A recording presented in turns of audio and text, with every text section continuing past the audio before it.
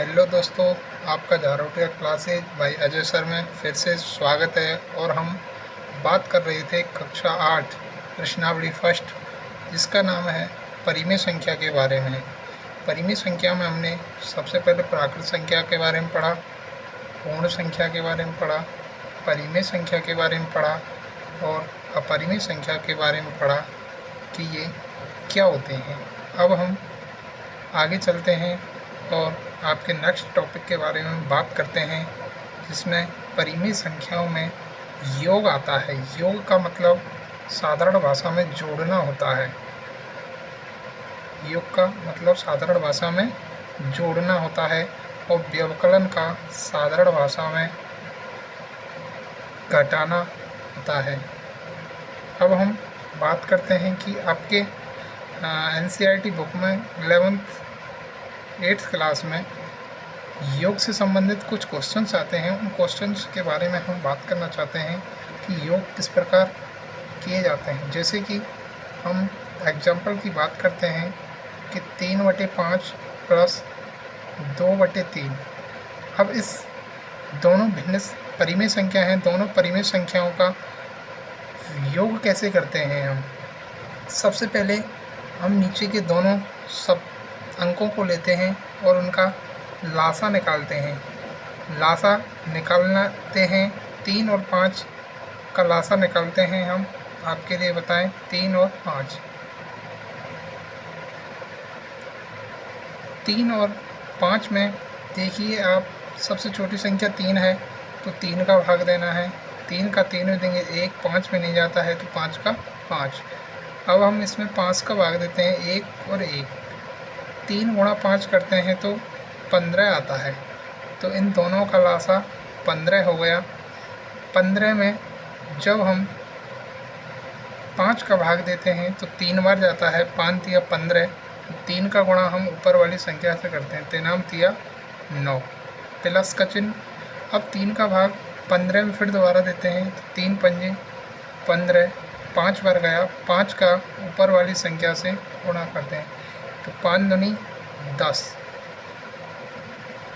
10 और 9 19 होते हैं। 19/15। तो इस जो समीकरण था, इस समीकरण का मान 19/15 हुआ। इसी प्रकार अब हम व्यवकलन की ओर चलते हैं और हम बताते हैं कि व्यवकलन कैसे होता है। इसी परिमेय संख्याओं का योग लीजिए और हम इसी के माध्यम से आपके लिए व्यवकलन बताते हैं कि व्यवकलन कैसे होता है। अभी हमने 5 और 3 का लासा निकाला था, वह लासा 15 था। 5 को 15 में भाग दिया तो 3 बार गया। 3 का गुणा 3 से किया तो 9 आया। माइनस 3 का भाग फिर 15 में देना है। 3 पंजे 15। 5 का गुणा 2 से किया। 5 का गुणा 2 से किया तो कितना आया, 5 दूनी 10। अब बताइए दोस्तों, 9 प्लस की संख्या है और -10 माइनस की संख्या है। तो प्लस माइनस की संख्या ज़्यादा है, प्लस की संख्या कम है। तो माइनस की संख्या ज़्यादा होने से प्लस की संख्या कम हो जाएगी। -10 में से 9 गए तो कितना बचा, -1/15। तो इसका आंसर कितना हुआ, 1/15। इस प्रकार व्यवकलन किया जाता है। अब हम नेक्स्ट टॉपिक की ओर बढ़ते हैं और हम आपके लिए बताते हैं कि गुणन किस प्रकार होता है और भाग किस प्रकार होता है। गुणन का मतलब होता है गुणा करना और भाग का मतलब होता है भाग करना।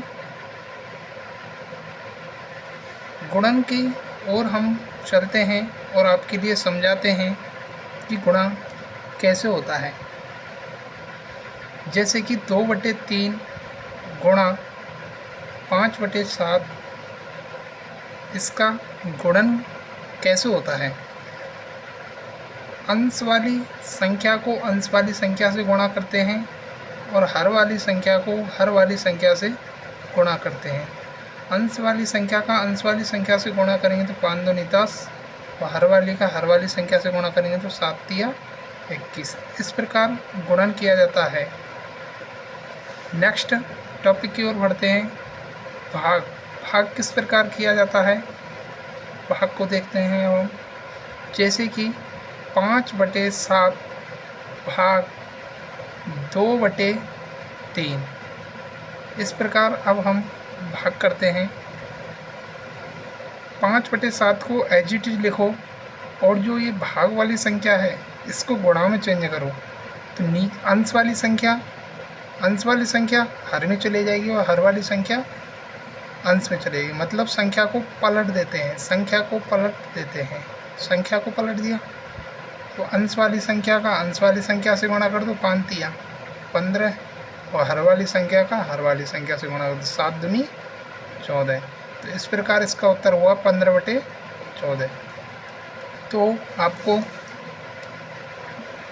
योग, व्यवकलन, गुणन, भाग में यदि कोई दिक्कत है तो आप मेरे चैनल में कमेंट करें और बताएं कि हमारी समझ में नहीं आया। थैंक यू दोस्तों आपके लिए, और हम नेक्स्ट क्लास में बात करेंगे इसी टॉपिक से संबंधित।